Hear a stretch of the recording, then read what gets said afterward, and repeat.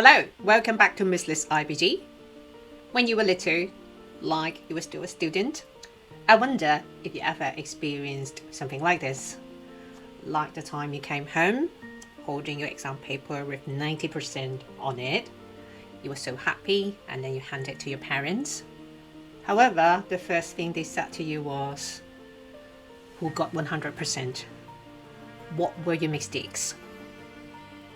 Or maybe it wasn't about grades at all, but maybe like you weren't being quiet enough, obedient enough, helpful enough, impressive enough in front of other relatives. And somewhere along the way, you started asking yourself a question that you probably never said out loud. Do you love me? Or do you actually love my performance? So today I want to talk about something called conditional love and how it quietly shapes a child's whole life over years and years, even without anyone noticing.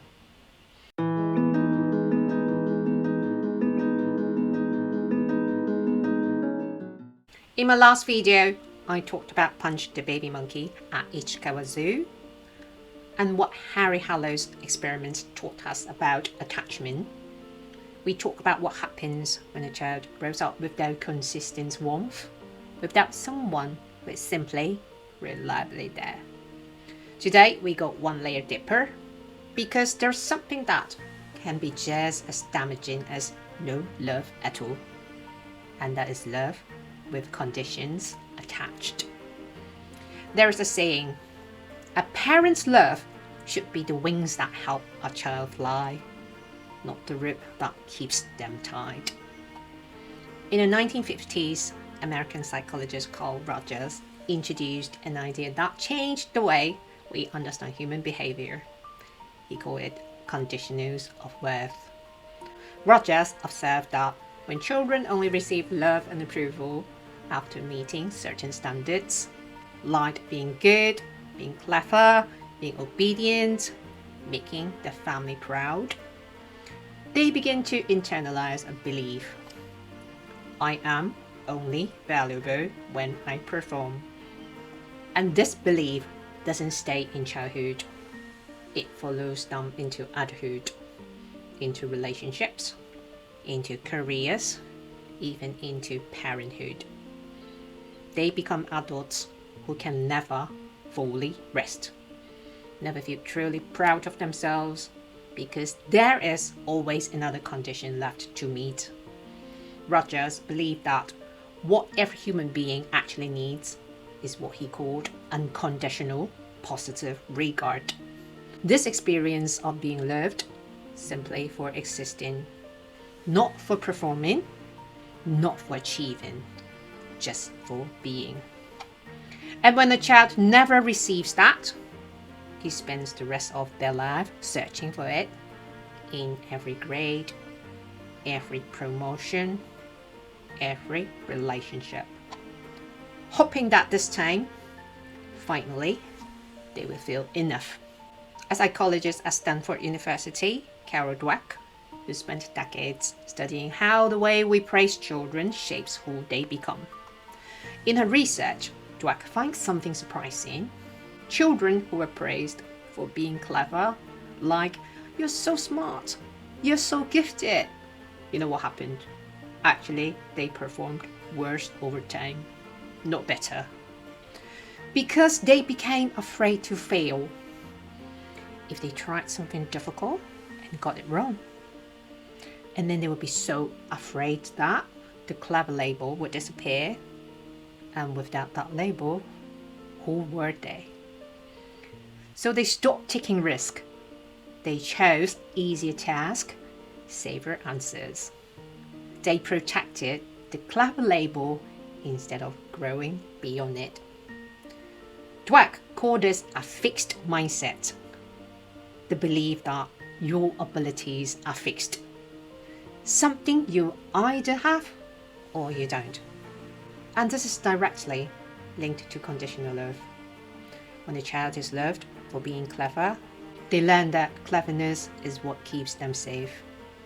Losing it, even for just a moment, feels like losing everything. A child praised for being clever learns to fear failure. A child praised for trying learns to embrace it. Years ago, when I was teaching in Hong Kong, I had a primary school girl in my class.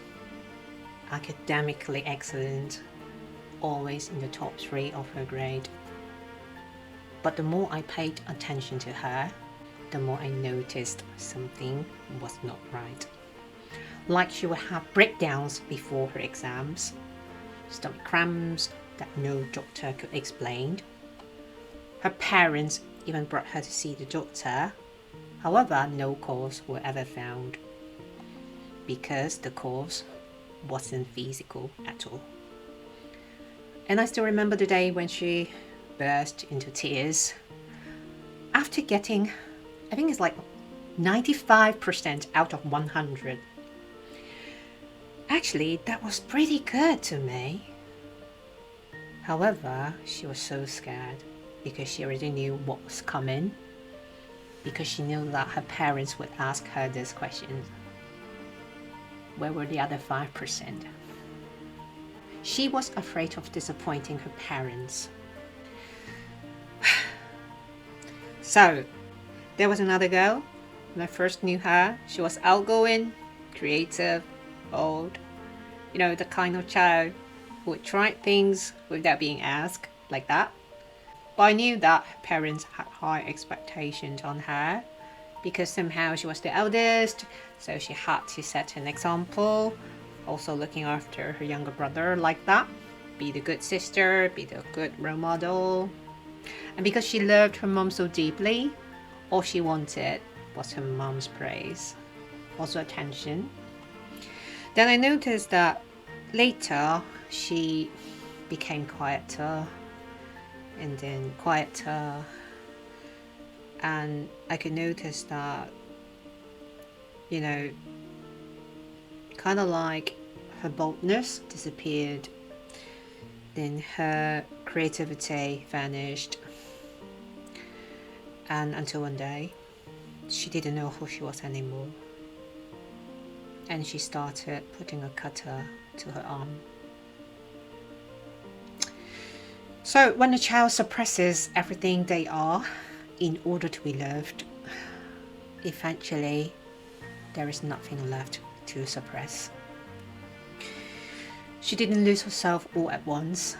She gave herself away, piece by piece, just trying to earn something that should have been hers all alone. Unconditional love.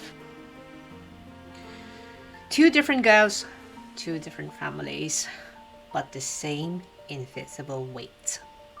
And this doesn't just stay in Hong Kong. Here in the UK, I somehow see the same tension, just in a different form. Like the teenagers caught between 2 worlds, what their parents value at home and what the school celebrates, like individuality, freedom, opinion, just like that.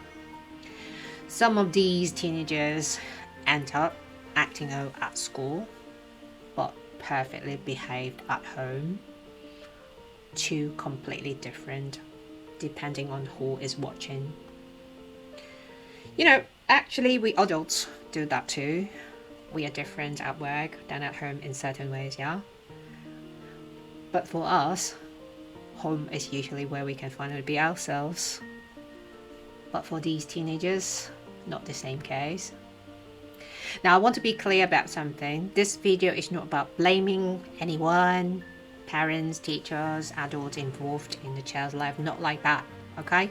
Most parents love their children deeply, enormously. They work themselves to exhaustion for their children's future. They sacrifice things that children will never even know about. But many of them grew up in a culture where love was shown through provision, like food on the table, school fees paid, opportunities created, not through words, not through hugs, not through something like, I'm proud of you just for being you. And so, these parents would parent the way they were parented. The challenge is that their children are now growing in a different world.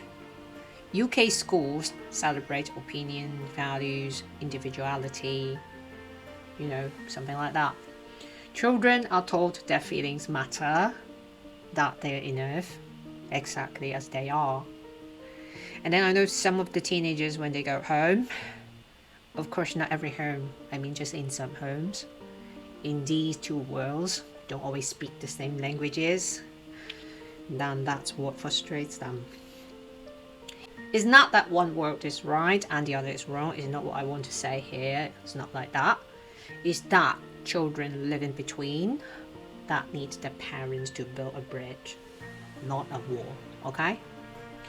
Like in my house, my son is 12 years old, and every single day he still kisses me, and my husband sometimes tells him off for it. Like, 做乜錫我老婆啊？個老婆我㗎喎, like that. You know what? I never stop my boy because I know what that kiss means. It means he feels safe to be who he is, he feels loved, he feels belonged in this house. And I'm sure when he grows up, maybe 13, 14, 15, he will stop that. And I understand what you're thinking. You must be thinking like, oh, your kids must be like savages, doing whatever they want because in the house is so free from rules. Nah, that's not the case. I do set rules. But more importantly, I listen to their feelings and opinions. So my two kids are polite and behave. Most importantly, they do it from their hearts.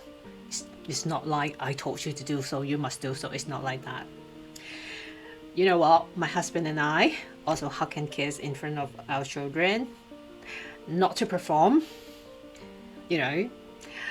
because that is who we are in a way. And I believe that watching the parents love each other is one of the greatest gifts we can give our children. It shows them what love looks like. It gives them a security that no textbook can teach. But you know what? I just want to be honest with you.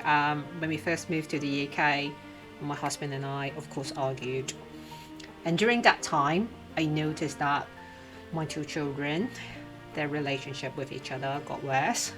Like more friction, more distance. And now, my husband and I are totally fine, great, awesome, loving each other more every single day. And you know what? My two kids also got closer and closer, looking after each other.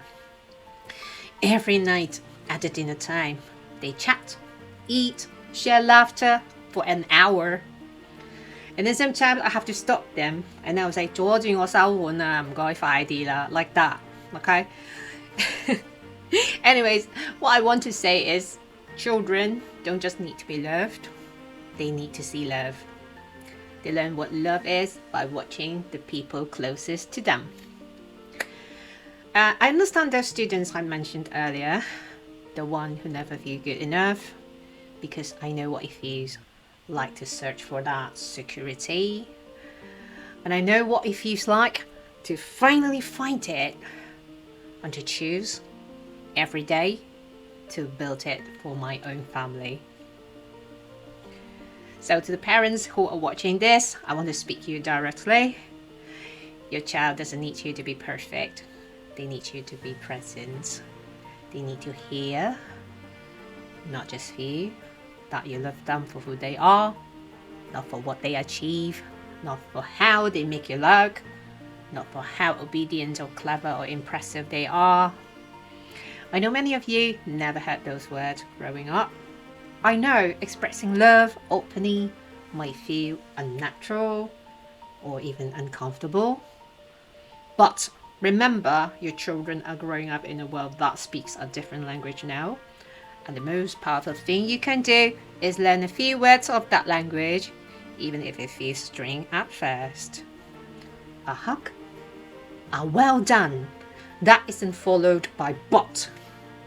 Sitting with them when they fail, without fixing, without lecturing, just being there. You don't have to be the parent you never had, but you can choose today to be something different for your child. In the last video, we watched it punch the baby monkey, clinging to the plush, just to feel less alone.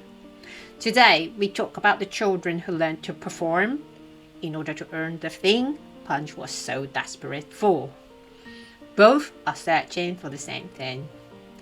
And all children deserve to know the answer simply. I love you, not because of your grades, not because of your achievement, but because you are you. If you're still healing from a childhood where that answer wasn't clear, I just want you to know this. It's never too late to hear it, and it's never too late to say it. Thank you for watching till this end, because that tells me you understand. And I'll see you in the next one.